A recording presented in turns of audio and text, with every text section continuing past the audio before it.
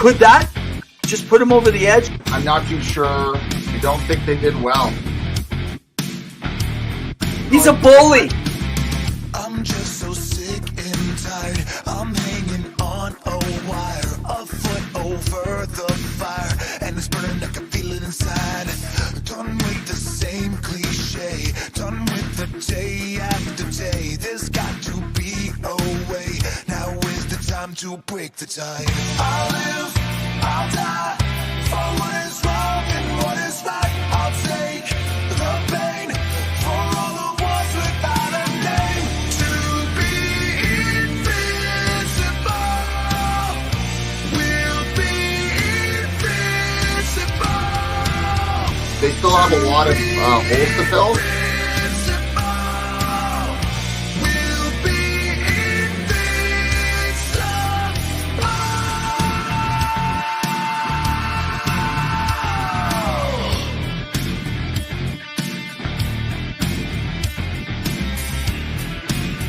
He didn't get fired. He didn't get fired. No, he didn't get fired. He never got his contract renewed. Welcome, welcome, welcome, everyone. We are Two Guys in Hockey Talk. I am Pawel and my colleague, Evan Ev Rennerts. Welcome. We got a special guest for you tonight. He's just in the background. We're going to bring him out in just a second. But before we do, we wanted to present our guest headliner, Headline, brought to you by Penny Billionaires. The song you just heard, it's incredible. It's amazing. It's hard rock. Let's give it a listen.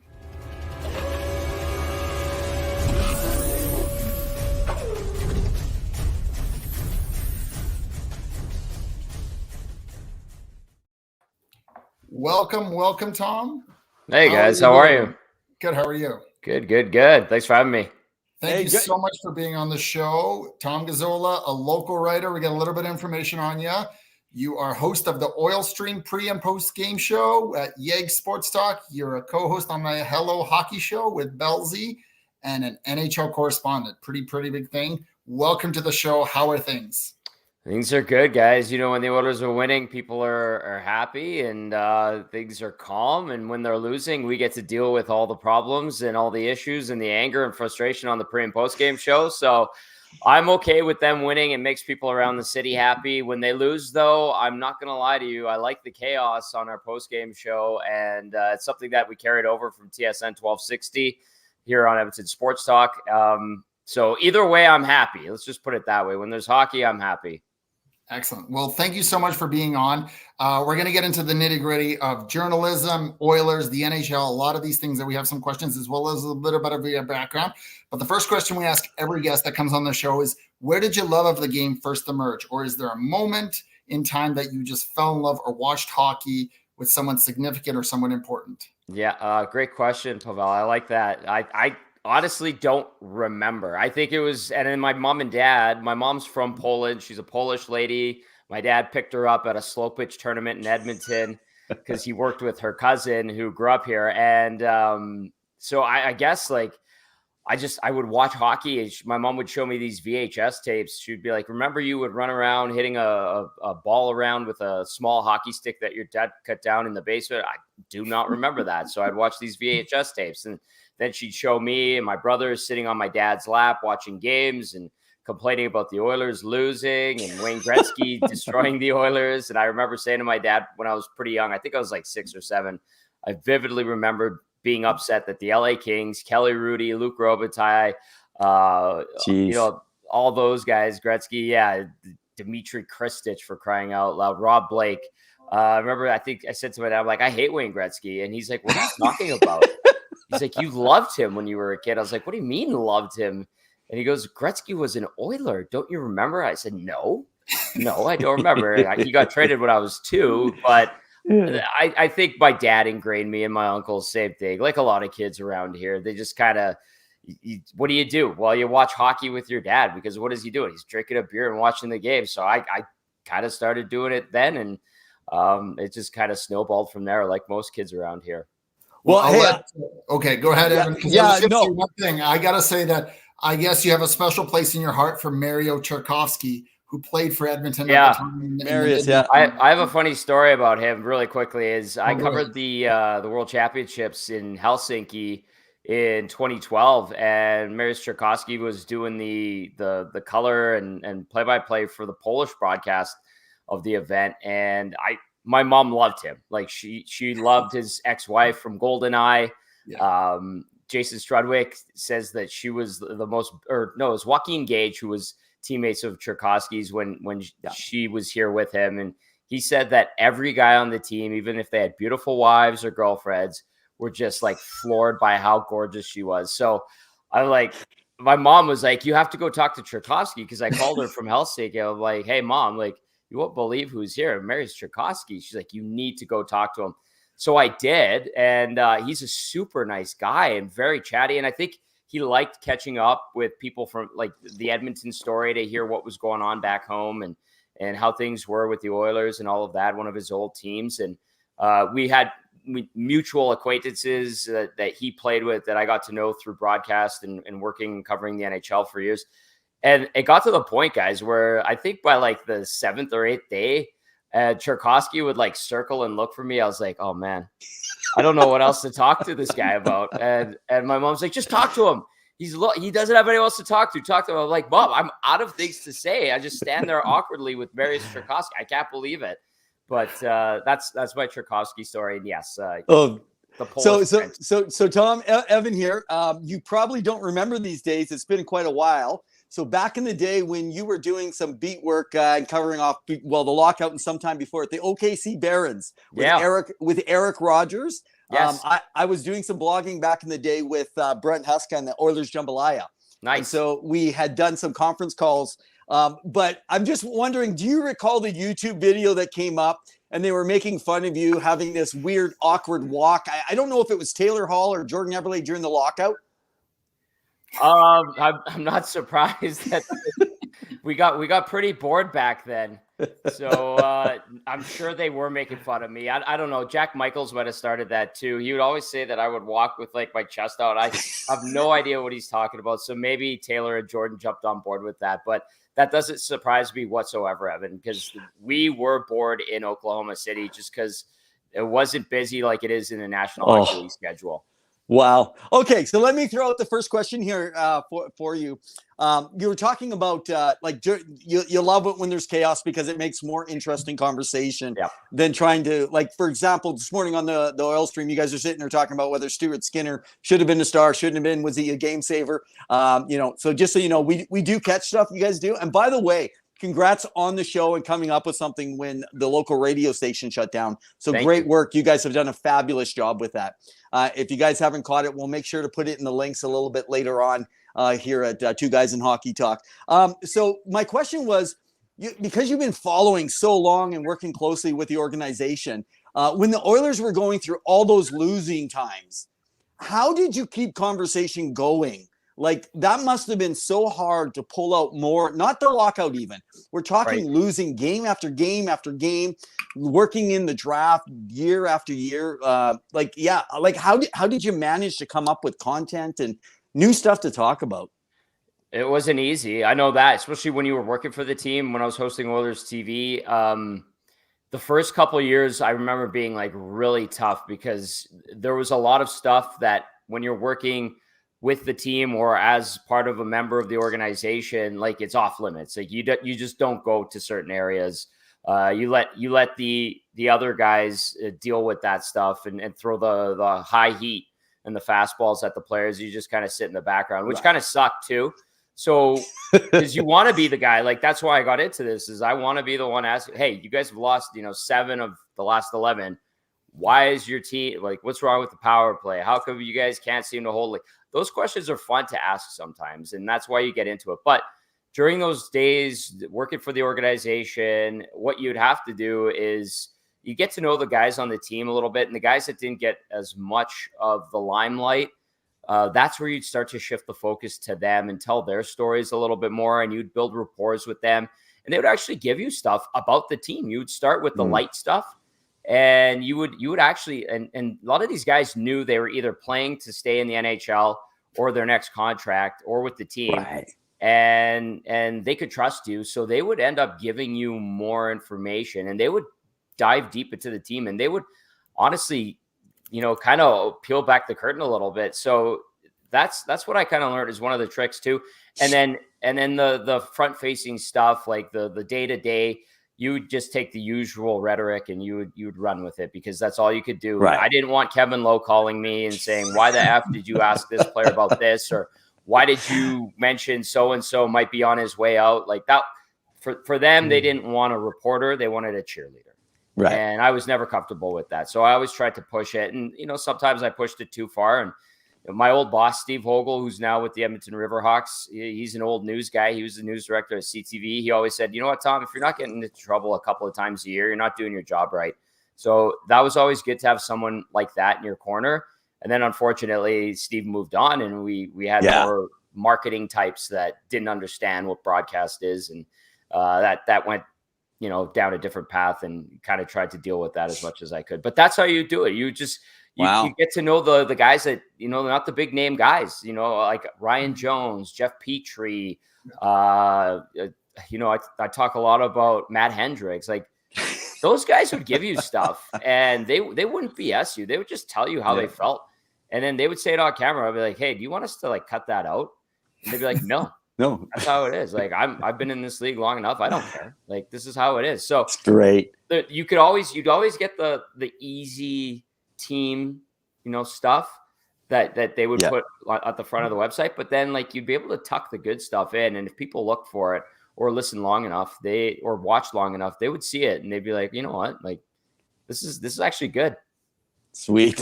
Well, this is going to be kind of a twofold question to take you back a little bit. So you're kind of a veteran in the game. You're doing a lot of journalism. You're reporting. You're there. You're on the know. You're doing the pre and post game shows. What kind of brought you to wanting to write about hockey? Because you talked about your passion and kind of it came out of nowhere, but then you got into the writing, the interviewing, because these are big skills to have. And I know right now it's a tough sport to get into, no pun intended. But like getting into sports journalism can be a little challenging. What is maybe some advice you can also give to people trying to make it potentially, or trying to break into it today? Yeah. Any thoughts there? It is an ever evolving landscape is a good way to put it. I mean, 6 months ago, I was working for TSN. I was I was a TSN guy. I was doing TV broadcasts, sidelines for CFL. They're telling me you're going to do more games. We had the Oilers pre and post game show. We thought things were going good. We were profitable, and we had the number one morning show on AM radio, and they just pulled the rug out from under us because the landscape is changing and they don't want to invest in AM radio. And so now it has added another wrinkle in trying to get in the game, so to speak, like you said, Pawel. But like, if there's a will, there's a way. Certainly the programs, Nate has a great one that a lot of great broadcasters have come from. The journalism program at McEwen has pumped out a lot of great writers and journalists. And the thing I would say to people that want to get into it, try it. It's not the easiest. You're not going to get paid a ton of money out of the gate. It takes a little while to build that up and get to a certain platform and level where you start to see the money come in. And it's a battle. It's a grind. And a lot of people want in on it. It's just, it's a bit of a game of attrition too. And then the other thing I would say too is like, fan blogs and podcasts. Those are great because there is an appetite for them. But if you want to push through and get in and really assert yourself and be recognized by teams, and you get media credentials and access, it's just kind of tough. Like you have to drop the fan part of it. You have to be as objective as possible. Drop the subjectiveness. I always hear, some people drop like, this is a tell that you're listening because you always want to get takes from different corners of certain fan bases. As soon as I hear "we" when talking and referencing a team, I go, okay, this is more of a fan leaning type of show as opposed to hey, I'm a reporter, a journalist, I have access. Interesting. To hear that that's what this team is doing, or it is. And you know what? We're seeing it all across the board in the media landscape where You could go to some of the biggest media outlets in our country, the biggest media outlets in the US, and you're starting to hear the we creep in a little bit more. So that is also changing, but I would just say stick with it. If you can get into one of those programs, do it. And then, you can build your own website. You could build your own following, and teams will listen and watch and read. And if they deem that, what you're doing is coming with a certain level of integrity and professionalism, you'll probably get access, and away you go. So quick question then. Sorry, Pawel. You're talking about the we section, and you probably noticed this, and I don't know, maybe I missed it on one of your shows, but have you noticed Craig McTavish on Sportsnet and anything he's doing with local guy Bob is interesting enough. I'm hearing the word we all the time, even more so than when I think actually he was coaching with the organization or as a GM. Interesting enough. Yeah, I have heard it.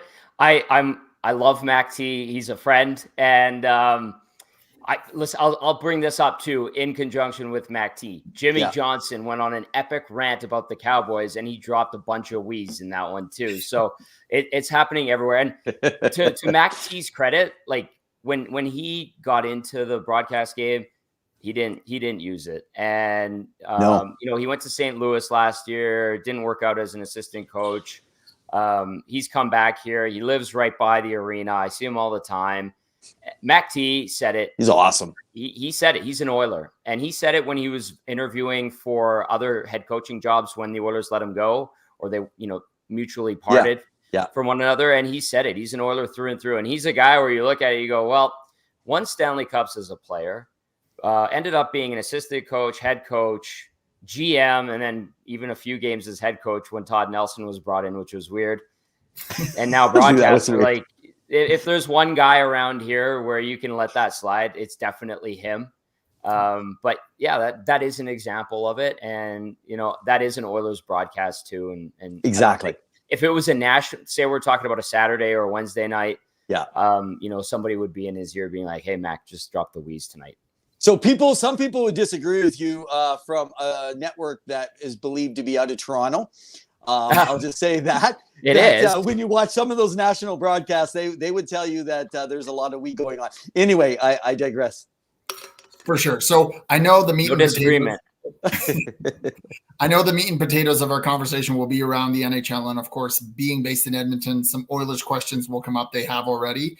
But before we get to that, I wanted to get a little bit of feedback. So we did a little digging, and we apologize if this isn't supposed to be shared, but we found this legendary photo on Elite Prospects. So my first question is, A, where does your allegiance really lie? This is why I picked Detroit and Edmonton. But second of all, do you want to talk a little bit about like playing the game, how much, what it meant to you, and some pretty impressive stats as a center / left winger? I'm looking for some memorabilia. I actually have something here that I went and visited my old team and watched them, and he gave me a puck, and he's like, hey, put this in your backdrop with your new station. So that's my old junior team, the North Edmonton Red Wings. Sweet. And so what happened there, that picture, by the way, those guys at Elite Prospects are very meticulous, and they dig up some gold. So kudos to them for that one. But I think I was 18 when I took that one, or maybe 19. I was a baby, and I was played for the Red Wings. I had just gotten to them, or maybe I had played 1 year, but I spent 4 years there. It was a lot of fun. Junior B, you know what? It's still good hockey. There's some great players. We had a lot of WHL guys that didn't want to play Junior A that just came back and played Junior B around town. A lot of AJHL guys, BC guys, Saskatchewan, Manitoba guys that either they didn't stick with their teams, got homesick, and ended up in our league at the time. I know now like hockey across the country, even the tryouts, like we used to have 70, 80 guys come out for tryouts, training camp, and now it's down. I was talking to my buddies who I played on with that team with, and they're assistant coaches with the Red Wings, and they're like, we had 25 guys show up. We barely cut anyone. We could barely maintain a roster, and we're one of the better franchises in the league. And it's just where hockey's going with kids in Canada taking up a lot of soccer, obviously. Basketball's doing great. football a little bit, baseball, obviously an uptick. Baseball is turning into hockey sort of. But at the time, I went to Lloydminster to play for the Blazers at the time before they became the Bobcats in the AJHL. And I remember, my dad was like, "Well, you're doing pretty good. Looks like they're gonna either sign you or keep you around. And are you ready to move here?" I was like, "No, I don't like it. I only came to camp just to please you. Basically, I'm done with hockey." And I just went back, and my buddies were like, "Just come to the Red Wings and play with us." And I was like, "Yeah, okay, I'll do that." And then I remember Lloyd called me like 3 or 4 times that season. And they said, "Hey, do you want to come play against Sherwood Park and Fort Sask at the time? St. Albert had a team still before they moved to Spruce. We'd like to get you into some games." And I was like, "No, I'm good." And they call. And then I remember another time a bunch of their players got into a bar fight at a place in Lloyd called Amigos that I ended up knowing because I ended up doing news in Lloydminster a few years later, ironically enough. And they called again and they're like, "Hey, do you want to come back? Because we had to trade a bunch of guys and cut guys." I was like, "No, I'm good." And then I think they called one more time and I was just like, "Boys, I'm okay. Thank you." So the dream had died. But yeah, I had 4 great years playing in the jungle with the Red Wings. And I still like going to watch them play every now and then. So let me just tap in. So I'm the guy that deals more around the junior hockey and stuff, Tom. So I do have a question, and I'm sure you're quite familiar with it. And if not, I apologize for throwing you on the spot. But so the BCHL now has separated from Hockey Canada. I mean, they get the highest number of NCAA graduates that they're sending there. It's amazing. Any thoughts on that? Do you think you see it changing, Hockey Canada going back? Where do you see the direction heading in that situation? That's something that I'm glad you brought that up, Evan, because that's something that Sean Bell and I talk about on our Saturday show, Hello Hockey. Okay. Because Bellsy coaches a U18 team that he's starting to feed players and he's trying to direct them towards the BCHL.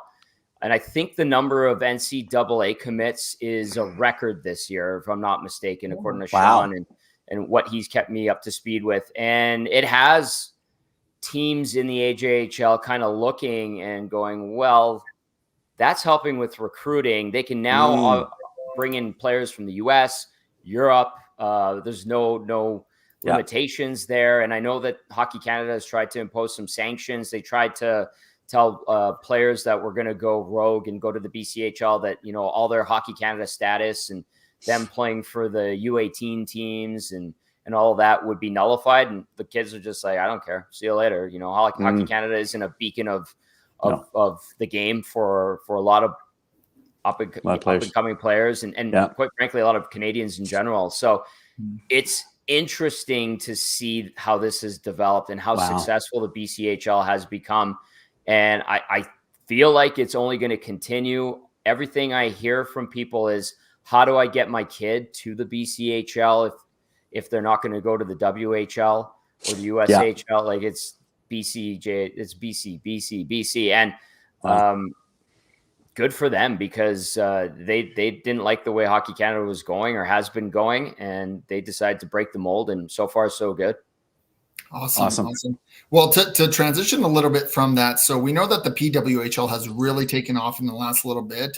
And as we talked about, we try to encourage women's pro hockey sports in any kind of level.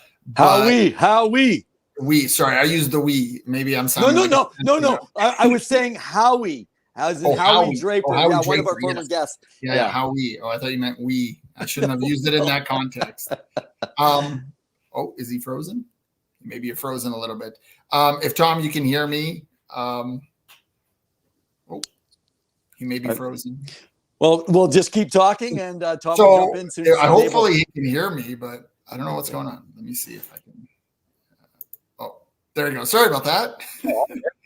I don't know if something. So my question with the PWHL is, there's been a lot of rumblings about real fast expansion, and of course, it takes some time to get investors. Like there's a whole process. I mean, if people looked at what Vegas and Seattle had to do, it happened several years before they actually got started from the ground up. Do you think that there is any chance or possibility with Edmonton or the Daryl Cates group or the Oilers organization to potentially having a PWHL team here in the city? I'd say yes. Okay. Because it's NHL backed. Now, whether OEG wants to get involved. I haven't heard anything myself. I'm sure that they'll be presented with something or approached because, anytime there's a business opportunity, especially on the sports side in the city, usually the Cates group and OEG is someone that they get a knock or a call or something like that. So I would assume so, but I'm guessing, I can't speak for OEG or any prospective buyer here in the city, because there's also a lot of people with, deep enough pockets in our city that stay relatively quiet that could probably put together a group or fund this on their own. If the conditions are right, they get a favorable arena lease somewhere. If they get a partnership with the other teams in the city, pro sports teams, not just the Oilers. Yeah. I think it could work. Now, I hope it works because I've known a lot of people. Shannon Zabados is the picture right back here. I grew up playing hockey with Shannon. She always wanted to play in the NHL. And, she got to play pro hockey. She got to play pro hockey with the guys. And she was a trailblazer. And I know how much of a passion burned within her to, just be one of the guys on the team, quote unquote, even though she was, female. So now that everyone seems to be on board on the women's side, they have the backing of the National Hockey League. They have some really, really huge sponsors and partners on board. Excellent. This is what it needed 5 years ago when they had the two rival leagues in the Canadian League, and then they try to jumpstart another one. It seems like everything in terms of getting ducks in a row has finally happened. So this is good. And I like that they're starting small, and I like that they're kind of building this up. And, every team they don't have their names and their uniforms, just the city names and all that. Give it some time. They'll jazz it up, and it'll start to build up its character. But let these ladies play. Let them showcase what they can do. Let them start to build some crowds and fans. And then I'm sure in time we could easily see a PWHL expansion into Edmonton and Western Canada, Western United States for sure. I think just has to breathe, but give it a little bit of runway and it could take off. And I don't see why this wouldn't be a destination for it. Awesome. Excellent. Well, go ahead, Evan. No, I was going to say, so I had someone send in to me a couple questions. I don't know if we got some questions that have been coming in. I can't see from my end, Pawel, but there's a few, but we don't want to take up too much of your time because I know, Tom, you get bombarded with questions. I've been on your show a few times after Oilers wins, and I see the comment thread just continue to add and add and add. And I know you're chatting with everyone, trying to analyze the game. So we'll get to it. Just a few. Go ahead, Evan. Oh, okay. Yeah. So I was going to ask the question. This was someone who actually is playing. I'm not going to use their name. They asked me not to use it. There's nothing special. I'm not going to call you out or anything or do anything weird. But someone who is a former NHLer had sent a question in just around it. And so this is Oiler specific around it. Now, we've heard some conversations around some of the players talking about kind of how they got out of this slump into this winning streak. We talk about what they have done now that they weren't doing earlier, and everyone's trying to pinpoint it. And I know you guys have discussed this on your show, probably ad nauseum with it, but maybe just if you could surmise kind of what you guys are seeing yourselves, what you think has changed that the Oilers are actually now looking like a contender once again. Yeah. First of all, a relief to see it because what a disaster that first 6 weeks was. 2-9-1 on November 9th, and they lose to San Jose 3-2, and they look like an absolutely dog crap team. Yikes. And it shouldn't have been that way. I'll say that this should be a contending team, and it's nice to see them doing what they're doing. The sense around the team at the time was overconfidence within the room. That's my sense, knowing them, talking to them. And then, you hear some of the things they got their coach fired. And even in the weeks after that, they didn't really want to talk about Jay Woodcroft and not in a bad way. I think there was some shame in that, I'll use it shame. and people have pointed to the good things that Chris Knobloch has done. I think Mark Stewart has not been appreciated as much as he should be. Him and Paul Coffey have done a great job with the defense. Absolutely. And then, maybe just a different mindset and a different approach has kind of unlocked the Oilers that we expected. I don't know if, I've been told Jay had information overload, and Woody is a very detailed guy, and he's an excellent coach. And I don't know if that message or what he was trying to get to the guys' heads collectively just wasn't computing anymore, or if there was over detailed, but something wasn't connecting, and it cost them their coach. And Dave Matz, another really great guy, cost him his job as well. So that's too bad. I just think that they finally realized how bad they were playing. The overconfidence, probably, that they realized it too. And then you get a new voice in there because, something had to change and something had to give. So I think it was a combination of all of that, and they got their heads out of their asses, for a lack of a better term. And you know what? They're making Chris Knobloch look good. And to his credit, like, he's done some things that you go, geez, that was pretty smart. Like last night, putting Evan McLeod on the line with Draisaitl and McDavid late in the game. They scored a game-winning goal. Like, wow. There are some things that he's done. You can see it's like, oh, okay, that's working. Like being a little bit more patient with certain combinations up front, giving guys a little bit more rope, not having a penchant as much, although he has used those two together in McDavid and Draisaitl, but not as much. And I think that has all kind of lined things back up to the way they're supposed to be. So it's unfortunate the way things started. Just to me, they kind of got a little bit of humble pie, and you know what? They got the right message in the room, and it's starting to work. I actually think the Edmonton Oilers group should actually send the New York Rangers Chris Drury a thank you letter for not hiring him in the interview process when they chose not to go with Chris. Not everyone is as familiar that he actually did get this interview, but we all know it was just lip service. They were never hiring a rookie. So good on the Oilers, even with veterans, that they win for it. So thanks, Tom. No One problem. of our commenters is saying, "Who is Evan McLeod?" I think. Did I say Evan McLeod? I combined Evan Bouchard and Ryan McLeod. That's who that is. I thought you were adding me in there, but okay. I see that. I was a total brain fart. Ryan McLeod. Apologies. It's all good. All good. So we'll get to a little bit what the Oilers can do and Kit Holland can do potentially coming up by the trade deadline. But Jordan wanted to ask, and I told Jordan to watch the show earlier, who your favorite player was growing up. And I told him the answer to the second question, but you're more than welcome to repeat if you've always been a fan of the Oilers, which he clearly wasn't tuning in at the beginning. So I'm going to all good. Favorite player? Yeah, I really liked Mark Messier, and then I became a huge Doug Weight fan. I've gotten to know Doug Weight actually, in a really, just through the team, obviously, and him being around, and friends of friends, and awesome guy. They say never meet your heroes, but that guy's the exception. And then Mark Messier is just pure class. And so those two were always my favorite players, and I'll always stand by that.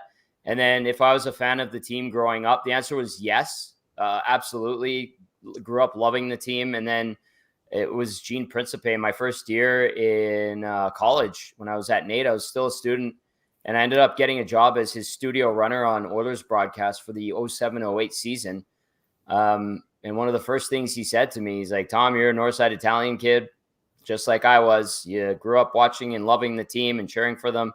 But now if you want in on this business, you need to just be a professional. And that means dropping the fandom." And it was harsh. And I kind of had to think about what he said a little bit. It took like a night or two to being like, wow, like I can't cheer for this team. All I know is this team, you know? And then the more I watched him and how he handled it, others, how they handled it in the media in Edmonton, and realizing, no, this is work. You have to separate being a fan from work. I really started to go down that path. And you know, I hope that I said it at the start of the show, like, I hope they do well. When they win, people in the city are happy. Friends and family are happy. That makes me relieved and happy. So I'm glad when they win, just selfishly. But if they lose 82 games, I still have a job to do. It's going to suck, but I have to do it. And that's what I signed up for. Now, thankfully, they don't lose 82 games. There was a while they were losing upwards of 60 with the OT losses, and that was harsh. Being on the plane, being at the same hotels and everything with them, that was crappy, but we got through it. But I don't cheer for any team. I have hockey. I can't even watch the same way anymore. We talk about it all the time. It's like, I just can't go to a game and be like, I'm going to watch the game because what happened there? Where was the breakdown? All right. We're going to talk about that after. And I'm like, what am I doing watching San Jose, Nashville? And I'm looking, I'm like, where was the F3 on that one? Not good. He's going to get his ears, reamed out. So yeah, it's just, no, I'm not a fan of any team anymore. I'm a big fan of the Edmonton Red Wings Junior B hockey team. That's fair. That's fair. Yeah. Well, we have one more question because we don't want to take up too much of your time. I know you're a busy guy and you want to have your Wednesday night off. So we'll each finish off with one question unless you have anything else you want to share. So Evan, do you have a question or no? Oh yeah. I'll go first. Okay. No. I do. Go ahead. Okay. I'm going to ask you ahead of time. Now, it's not like your normal years when you're talking about draft and talking about the Oilers in the draft. So it's much more exciting to actually catch some stuff. Outside of Celebrini, who do you see as the second overall? I haven't even looked at the draft. Okay. We used to, Evan, seriously, we had to be ready for the draft by like November. I know. And I used to have like all my forecasters like, all right, which guy? We're going to top 5. Oh boy. Okay. And in the last 5 or 6 years, I don't even bother. I don't have to cover a draft. And I just wait until like the last month before the draft. And I go, all right, what's going on at the combine? You call a couple people, you ask a few questions like this guy, and this guy are on the radar. And then after the first round, who cares? Because the draft coverage died off. So I have no clue. Okay, so I'm going to throw it in your ears. You can talk about it now and just tell someone, even though you may know nothing. Go with Yzerman, the next great Yzerman. She'll be solely alone at number 2. I'm just going to throw that out for you. I wanted to see your pick. So thanks, man. Yeah, no problem.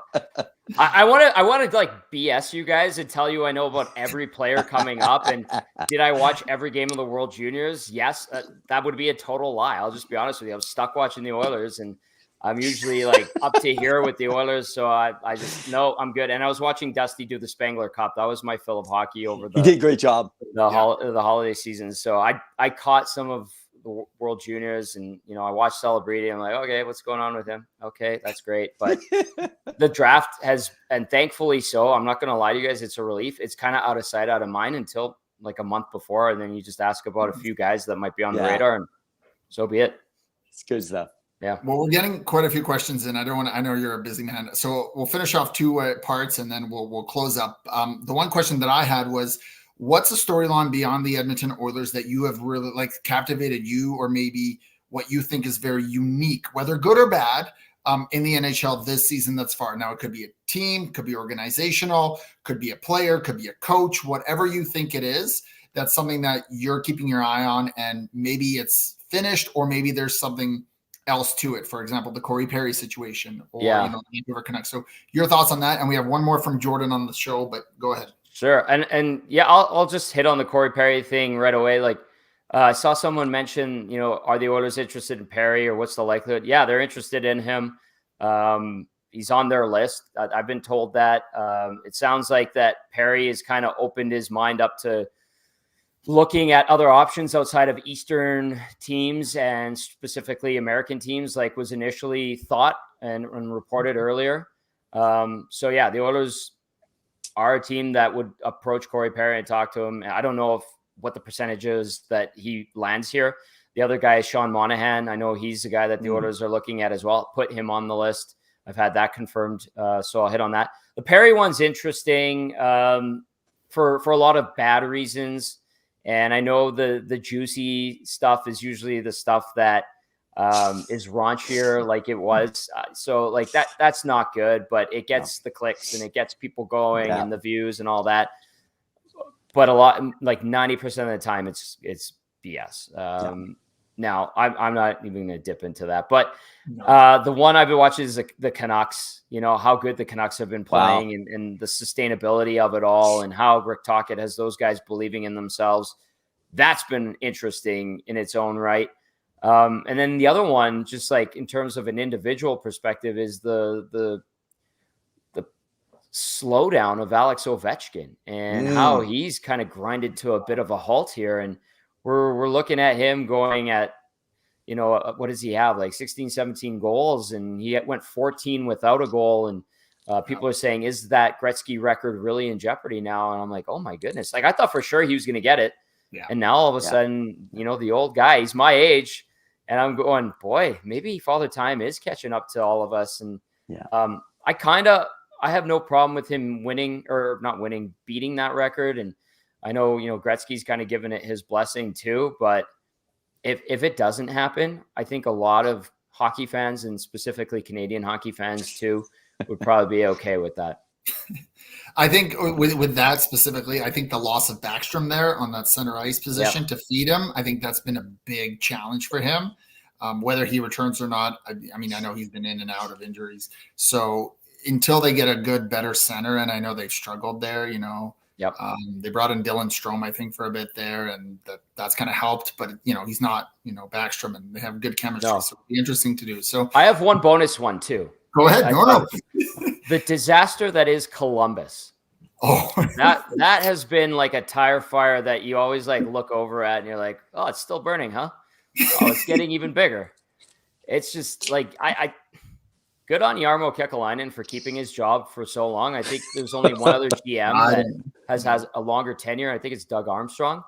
Wow. But I don't know, like this guy, the moves he's. Oh, it's freezing up again. We might. Well, like he said, the firestorm and what's happening. Firestorm, yeah. And now there's rumors of trading.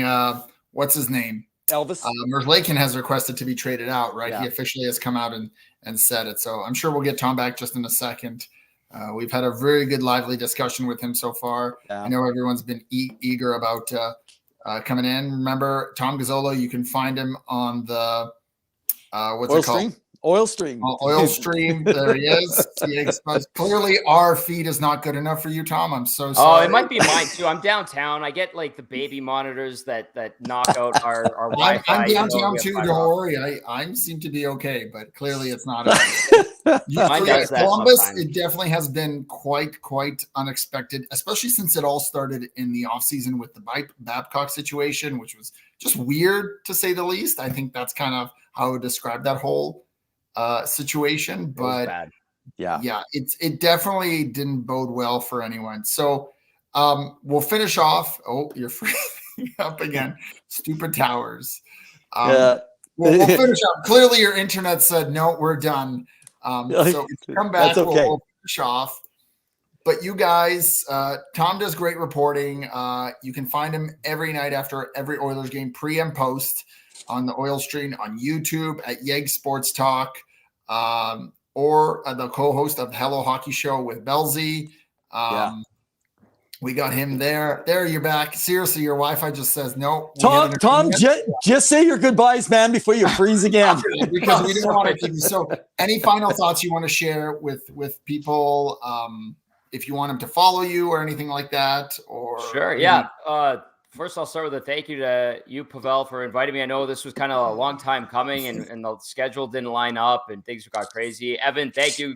Good chatting with you again, Thanks, and thank you to everyone who watched. And just check us out, Edmonton Sports Talk. It's a digital station. It's something that we're catching up to the United States in terms of how media is digested and processed and absorbed now, and information. And we feel like we were given a head start because TSN or Bell Media cut the cord on TSN 1260. So just check us out, EdmontonSportsTalk.com. Absolutely. You can hear us on TuneIn. You can soon hear us on iTunes or iHeartRadio. We're going to announce that right away. And excellent. Just on YouTube as well. So we're basically everywhere except for the old AM dial, which, even when we were at 1260, we're like, we don't know how long this thing's going to last. So it's been good. We want to get as many people on board as possible. We have the same great shows and even some new stuff that we've brought on. And it's always great to just talk hockey with anybody on a Wednesday night. Awesome. Well, thank you so much. All the best. And we wish you all the best in the rest of the season. Hopefully you have a very busy summer, if you know what I mean. Yes, absolutely. Thank you guys. Appreciate it. All right, man. Keep it kid. Stick on the ice, man. Take care. Cheers. Yeah. So that's so awesome, guys. That's brought to you by Penny Billionaires. They are an electronic hard fused rock band out of Phoenix, Arizona. They're our intro and our ending music. We have exclusive rights to their song. We want to thank them for that. Give them a check out on all things and all platforms you're looking for your music. Again, Penny Billionaires. Man, that was a great interview. I love his stories. Tom, Yes. you are fabulous at your stories. I mean, we could sit and pick his brain at stories all day long. We already went beyond time. I said 25 to 30 minutes, and he seemed pretty willing, so it's good. I just didn't want to push him. I think the Wi-Fi was more so trying to keep us to our schedule. I'm actually looking at all my stuff I got, and I'm knowing that you got a ton of stuff, and I'm like, okay, we better get to it and make sure that you don't put me too late in the show that I don't have a chance to get my Revs top 15. But anyway, guys, let's quickly hit on look at some of the players that are sitting out there, because you started with Columbus. Let's just hit in on that. Elvis is going to have to. No one's going to take his contract right now. They're going to have to play him, and he's going to have to play well enough and get a good enough save percentage, like say Peter Mrazek, that he's going to be in demand, because nobody's going to pick up 3 more years of that contract unless he can play like a number 1 or a number 1B. Or they're getting a big haul, or Columbus retains. No, who's getting a big haul? No one's. They're not going to. So they've kind of come out, unless Yarmo's out, they're not going to absorb any salary, is what it sounds. Okay. And the teams aren't going to pay a lot of money when they got to pay out such a contract. Well, I agree. I'm saying, but if there was a price, I'm sure they're looking for maybe even a first rounder potentially for a starting goalie. I mean, but he's not a starting goalie though. He technically is, right? He's just been promoted right now in Columbus. He has historically played well. He's just struggled this season. So do you think demoted to the third pairing essentially, right? But I mean, goalies, you talked about whether they're voodoo or not, you know. No. Elvis has never been a number 1 because a goalie plays doesn't make him a number 1 goalie. He gets what makes him a number 1 goalie? A number 1 goalie is a goalie that can actually carry a team. He cannot carry a team. Peter Mrazek right now is a number 1 goalie. He can carry a team. Right now, while he's not a number 1, I'm telling you right now, and even with the bad goal last night for Toronto, Martin Jones is a better goalie than Elvis, and he is not a number 1 goalie. So just because you get the playing time, and there's a reason that he's now number 3 in the system. Martin Jones is a steal for what he got. He was. Like what he's been able to do. And he even had a good resurgence in Seattle when he was playing last year. So it was pretty impressive. Good for him. I agree with you that there will be very few takers for that contract unless potentially Columbus retains. But the problem, I think, with Columbus, and it's more of a ingrained problem, is whether or not Jarmo Kekalainen sticks around as the GM. Because I have a feeling it may not be during the season. They'll finish off the season, and they're going to reevaluate everything again, top to bottom, like they did last year. Yeah. But they're going to point hard at some of the contracts he brought in. And he was trying to bring in and bolster that blue line. You know, Ivan Provorov from Philadelphia, you know, he was brought in. Good job. These things, you know. They paid Goudreau that big money, and he has struggled this year. You know, Line, he's been benched this year. Like, that team has really struggled. We love, if anyone is out here tonight that is in Columbus and would love to chat Columbus, we'd love to get you on. Jordan is saying Elvis is on the same wine scale as Cutter Gauthier. That was a whole thing. Coaching. Oh, it's all about coaching. You don't think Pascal Vincent is a good coach? No, it's nothing to do about being a good coach. Is he an NHL head coach? And I don't believe he is ready yet.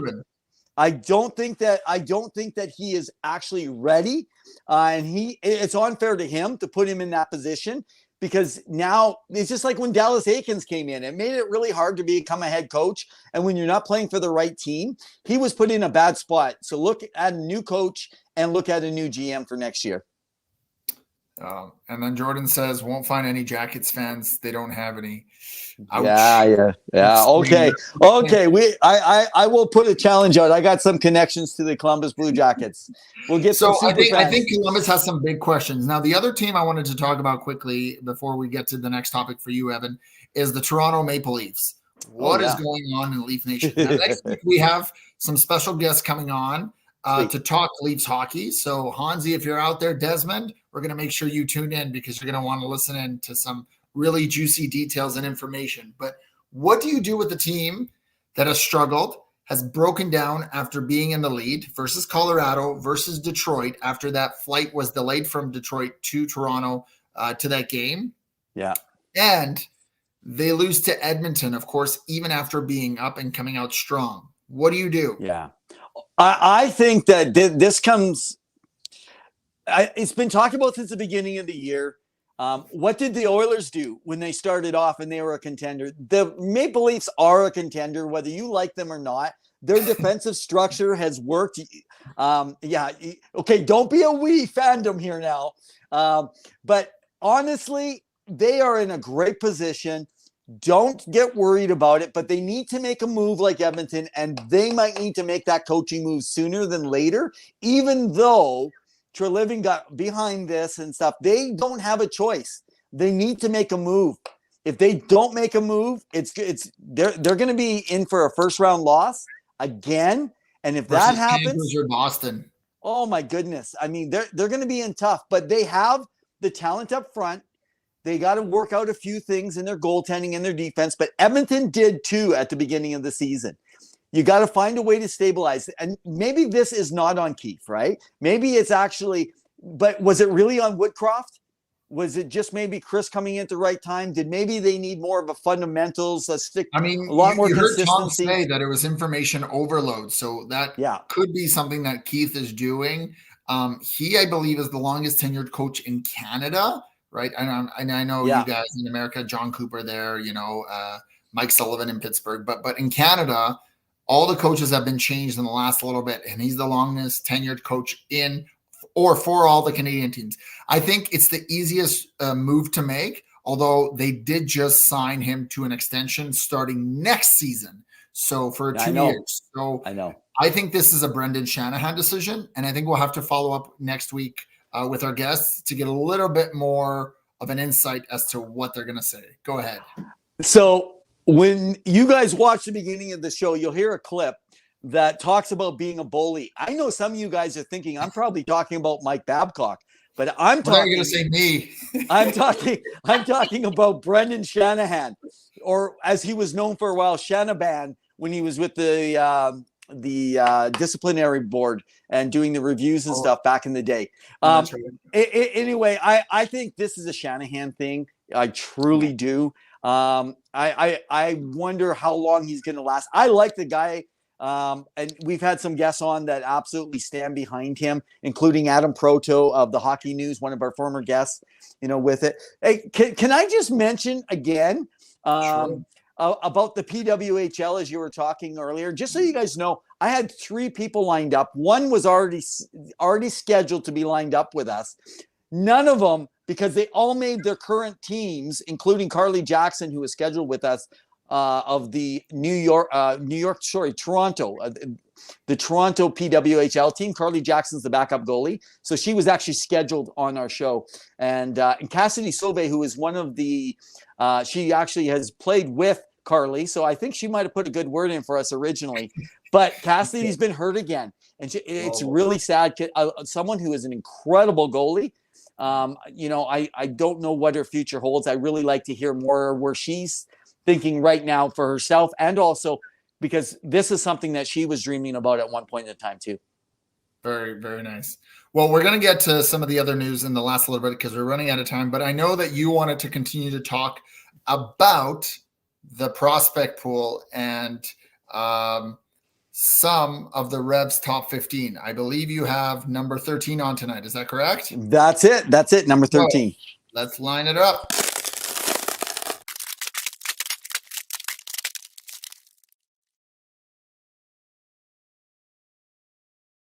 All right, guys, our REVS Top 15 is brought to you by Sports Empire for all your sporting needs, whether it's the NFL play-in and playoffs happening soon, a lot of storylines there, or it's baseball or the NBA. Lots is happening. Go check them out. Go give them a follow at YouTube, at Twitter, or now known as X, and anywhere else you like to get your Spotify or your podcast, Spotify or Apple. Evan, what do you got for us today? Well, we got number 13 on my REVS top 15. Number 13 is another defenseman. And so as the Lost Trucker once mentioned that, wow, there's a lot of defensemen in the top 15. There is another defenseman. This defenseman is Carter Yakmanchuk, who is a right-hand defenseman, but standing at 6'3", weighs about 190. So an average weight right now probably will come in around 194 to 196 by the time they're ready for camp. Maybe they could hit 200, depending on their growth spurt. So Carter really took off the last half of last season. And I don't know, you got a whole bunch of fans in the background cheering. I hear beep, beep, beep. I don't know if they're coming through. That's okay. It's all the tweets coming your way, bud. So one of the things about him is he's rangy.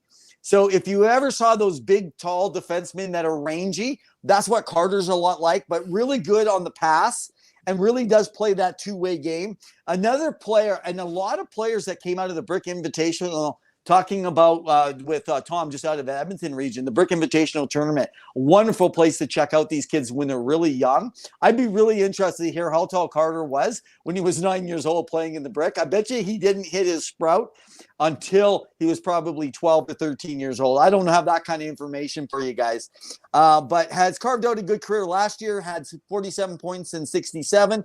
This year, more than a point per game playing for the Calgary Hitmen.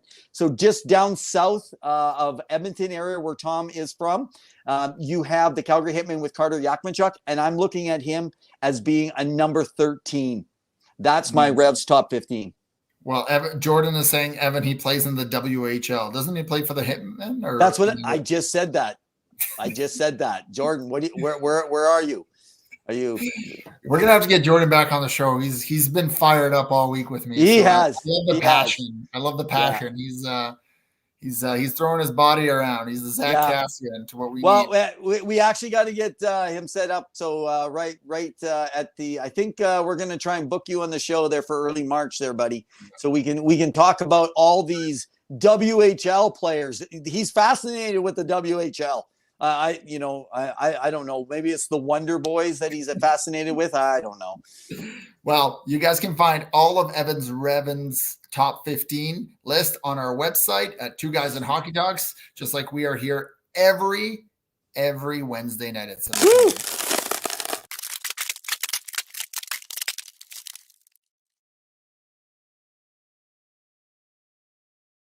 All right, Evan. So we're down to the wire, as they say. What do you want to finish with? Because I have two things that I kind of want to talk about.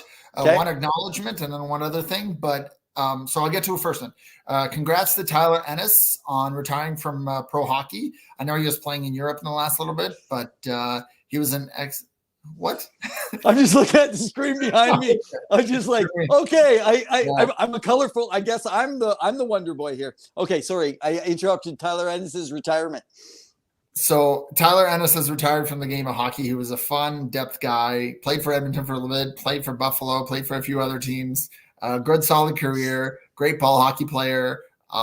Overall, great guy. Wish him all the best in the future. Jordan's saying he doesn't play US DP, whatever that is, but Evan seems to be in love with his US DP. So there you go, Evan. I said he plays in the Brick Invitational. I said nothing about the US. So you got to go back on the show there, Jordan. Oh my goodness. And then Jordan talks about Ennis playing against him when he was a kid. Fantastic player, great guy. Yeah, he really was. He was a dynamic guy. So that's really cool. It's pretty amazing because, I've seen him play ball hockey. He's a pretty solid dude. So that's pretty much it. One more thing on my end, but I'll let you take it away if there's anything you want to cover. I just want to make mention, since we have been focusing a little bit around Edmonton here tonight with Tom Gazzola on special guest again. Special thanks to our guest headliner, Tom Gazzola. It was a privilege, Tom, if you are still picking up the end of our show. If not, you got better things to do to get ready for your next show. You guys can check them out, as we mentioned, on the Oil Stream, also on the weekends if you want some more information with Belsey. That's Sean Bell, former NHL player who he works with. And as they were talking even about the BCHL stuff earlier. I just want to mention around the Oilers, there's been a lot of talk that was mentioned. So Tom just confirmed that I've had people asking me around the Monahan, and I said, yes, they have been doing their inquiries. Frankly, I think Monahan is the difference. Literally, they don't have to touch a thing. they could just go with Monahan, and literally that would boost them up probably about a 10% chance to actually be a cup contender to make it all the way if you can add him to your third line depth and he can stay healthy. No idea what they're going to give up to do that. And now Corey Perry, I don't think they'll be able to get it done in the end. That's just frankly not to do with discussion. That's just my opinion. I do see him maybe going to Toronto. So we can talk next week about that with the Westlock boys. And then the other piece I just wanted to mention is there is some rumor around and out there, even Pierre LeBrun has talked about maybe the Oilers are looking in at a tutor for someone to actually and a mentor for this the playoff run at the trade deadline if Minnesota falls out with Marc-Andre Fleury. We've heard this many times. I'm sorry. He has said no in the past to coming this way. I do believe that he is potentially on the trade block, that he could, because Guerin did not close it down. He could have just closed it down. He didn't close it down. That tells me, but I just don't see that happening. Hello, could there be a Toronto in the mix? Interesting. And Jordan, one final run in Pittsburgh. Okay. Jordan's not looking at a guy like Nick Dowd out of Washington, who's also right-handed. Yeah. The thing with Washington is they're so kind of in the mix for the playoffs that it's hard to say. Now, I don't believe that they can go to the final unless, barring some wild thing that happens, they may win a round, I could say, but really that team is kind of in the restructuring, just, tinkering here and there. I don't think they're going to make it. I think they're going to drop out of the playoffs in the last run. I mean, Pittsburgh has been surging in the last little bit. It's a fun mix because honestly, Evan, this year it'll be fun. It's the first year that there's a lot of uncertainty about who can and cannot make it. Apart from maybe 3 or 4 teams that are, you're dead set knowing that they'll make it and could go far. I'm looking at the Vegases, the Boston, the Florida Panthers, even Winnipeg could surprise us, right? They'll definitely have to see how it goes. The one thing I want to talk about is Vegas, because it seems like Jack Eichel is now injured again. He took that weird hit versus Boston when they were playing. They won that game, came out, scored the goal. But now he potentially could be injured long-term. And we all know long-term injury and Vegas and how that looks. I don't want to circumvent anything, but but no, there's definitely questions. So I think what we have to look at is how are injuries treated in the future, because the game is so fast and quick that like one thing that you think, this could get you injured or this can get you down, and then you're out for a while. Yeah. And a big part of that what's it called? Part of that core. But I don't know what Vegas is going to do if they're for a very long time, at least into the playoffs, because that could be a big thing. Now, I wanted to talk a little bit quickly. Finally, oh wow, yeah, this is like the fifth thing that you have to talk. Okay, I'm allowed to talk about it. I'm in control. Finally, okay, let's finish on this. What has happened to the LA Kings and their fall from grace? We'll finish on this. Why have they lost so many in a row? And what do you do to fix it? And how do you get Pierre-Luc Dubois going? Yeah. Well, I didn't think we were still going to continue on. I didn't want to take up too much time, so I'm going to answer it really quickly. In my opinion, Pierre-Luc Dubois was not all that they thought he was, putting him in a top 2 center. Put him as a top 3 on a cup team. Yeah. As a number 2, he's going to struggle. I think that Cam Talbot is a good goalie, but they were playing above their head for a period of time. The season is now heating up. The serious hockey is now started to play. It started probably about right after Christmas.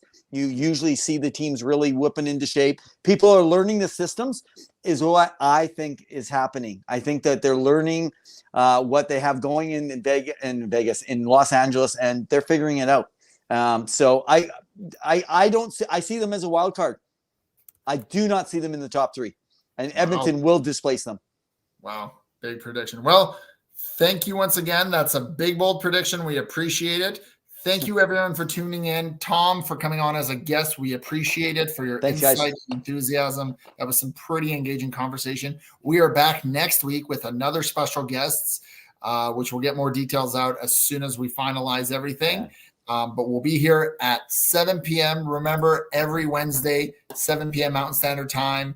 You can follow us on Facebook, Twitter, or X, Evan at REVNEV, or myself at hockey_2. You can follow our YouTube page. Evan's just pointing at things. We appreciate it. Guys, it's been a ring-a-ding-dandy, stig-a-ding-dandy, whatever Evan said. Evan, any final thoughts before we finish? Final thoughts, man, is I love all you guys. It's great having you on. Thanks for the interaction. And look forward to a bunch of the future conversations, because hockey around the world is crazy right now. We got some great Russian stuff I'd like to talk about next week too, after we're done with our guests next week. So looking forward to it. Guys, as we say every week, in the meantime and in between time, keep your sticks on the ice. Stay safe. Stay safe, guys. Cheers.